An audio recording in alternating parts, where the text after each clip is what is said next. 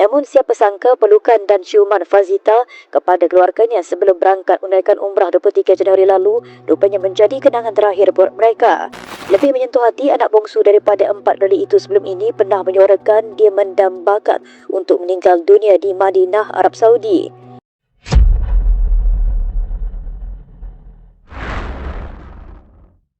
Kematian adalah rahsia sang pencipta, namun pengakhiran hidup Allahyarham Fazita Khalid dianggap sebagai sebuah kematian yang dicemburui oleh umat Islam. Beliau bukan sahaja dijemput pulang ke rahmatullah pada bulan Ramadan yang penuh keberkatan, malah jenazahnya adalah satu-satunya jenazah yang disolatkan oleh jutaan jemaah di Masjid Nabawi pada waktu itu sebelum disemadikan di perkuburan Baqi' Al-Gharqad. Tanah perkuburan bersejarah ini merupakan tempat bersemadinya para sahabat Nabi SAW dan ahli keluarga baginda, sekaligus meletakkan arwah dalam kalangan insan terpilih yang mendapat penghormatan terakhir di sisi makam Rasulullah. Kisah hibah namun indah ini bermula apabila Allahyarham Fazita berangkat ke Tanah Suci bagi menunaikan ibadah umrah pada 23 Januari 2026 di bawah seliaan Andalusia Travel and Tours Sendirian Berhad. Arwah berangkat ke sana sendirian tanpa ditemani ahli keluarga dan berada dalam keadaan yang sihat tanpa sebarang sejarah penyakit kronik. Segala urusan ibadahnya berjalan lancar sehinggalah tiba tarikh kepulangan beliau ke tanah air yang dijadualkan pada 2 Februari. Suasana hibah bermula pada hari kepulangannya di lapangan terbang Madinah. Semasa sedang menguruskan proses pendaftaran masuk, Fazita secara tiba-tiba mengalami sesak nafas yang sangat kritikal. Beliau sempat menghubungi kakaknya Rosita Khalid melalui aplikasi WhatsApp untuk memaklumkan bahawa nafasnya terasa sangat pendek, seolah-olah nyawanya sedang ditarik. Dalam keadaan yang sangat terdesak itu, arwah juga kehilangan suara dan mengalami batuk yang teruk sehingga menyukarkannya untuk berkomunikasi dengan mutawif yang bertugas. Mendengar perkabaran cemas itu, ahli keluarga di Malaysia segera bertindak menghubungi mutawif Ustaz Wan Halim dan memaklumkan lokasi arwah yang berada di pintu 115 lapangan terbang Madinah. Pasukan perubatan lapangan terbang tiba dengan pantas untuk memberikan bantuan oksigen kecemasan. Namun setelah pemeriksaan dilakukan, pihak perubatan mengesahkan bahawa keadaan fizikal Fazita tidak mengizinkan beliau untuk menaiki penerbangan pulang ke Malaysia kerana status kesihatannya yang tidak stabil.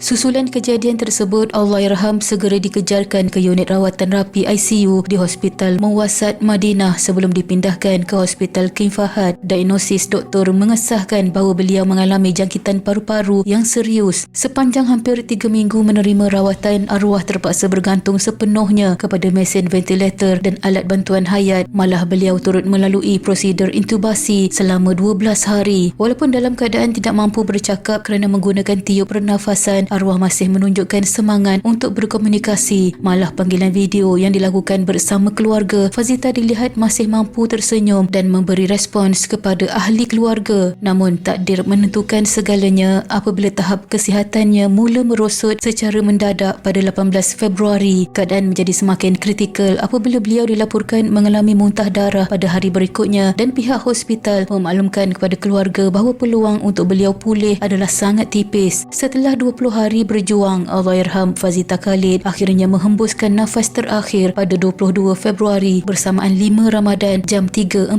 petang waktu tempatan. Sebelum itu, 2 orang kakaknya terbang dari Malaysia untuk menemaninya di dalam wad sehingga Fazita menghembuskan nafas terakhirnya. Kedatangan mereka ke Madinah memberi ruang buat mereka untuk melihat wajah arwah buat kali terakhir dan menguruskan proses memandikan jenazah dengan sempurna. Pemergiannya pada bulan Ramadan bukan sahaja memberikan ketenangan buat keluarga, malah menjadi simbol kemuliaan seorang hamba yang dijemput pulang di tanah paling suci selepas Mekah. Arwah juga pernah menyebut mahu meninggal di Madinah dan hasratnya itu tercapai.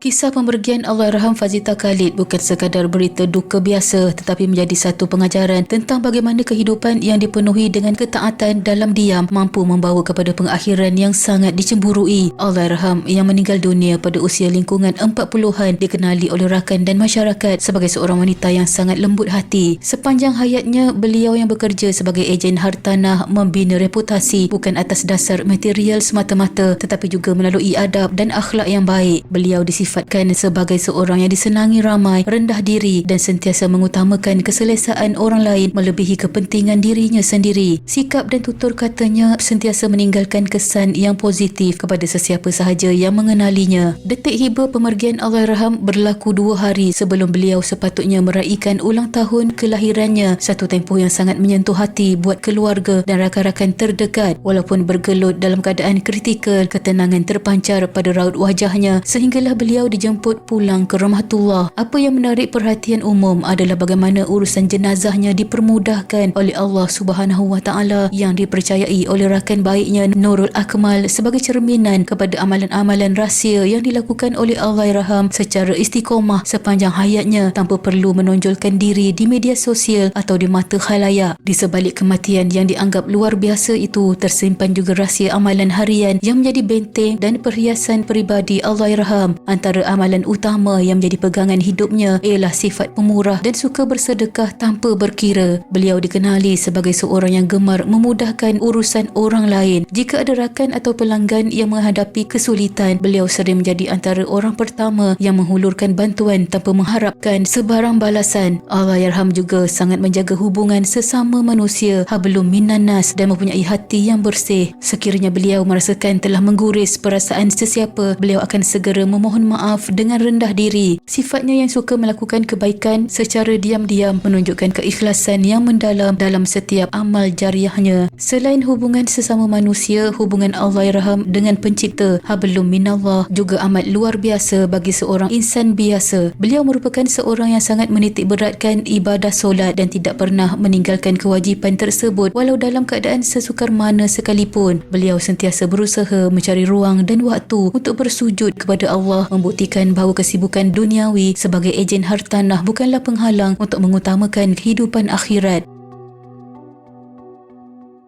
Dalam masa yang sama, beliau amat menjaga batas aurat dengan sempurna, mencerminkan maruah seorang wanita muslimah yang sejati. Sifat penyayangnya juga terselah terhadap makhluk Allah yang lain, khususnya kucing. Kelembutan hatinya dalam menyantuni haiwan-haiwan jalanan dipercayai menjadi salah satu asbab doa makhluk lain mengiringi pemergiannya. Arwah juga sentiasa memberi makanan kepada anjing liar sehinggakan anjing di kawasan itu mula mengenali dan menjadi mesra dengan dirinya. Berita pemergian Allahyarham Fazita Khalid turut dikongsikan oleh syarikat pengendali umrah Andalusia Travel and Tours yang merakamkan ucapan takziah kepada keluarga dan mendoakan agar arwah ditempatkan dalam kalangan orang yang beriman. Sepanjang tempoh rawatan di Madinah, pihak Andalusia memberikan bantuan penuh termasuk pemantauan oleh mutawif, urusan dokumentasi serta pengebumian, manakala kos rawatan ditanggung sepenuhnya melalui perlindungan insurans. Takziah diucapkan kepada keluarganya atas kehilangan insan yang tersayang. Sama-sama kita hadiahkan Al-Fatihah kepada Allahyarham Fazita Khalid. Semoga rohnya dicucuri rahmat dan dimasukkan ke dalam golongan hambanya yang beriman. Sekian.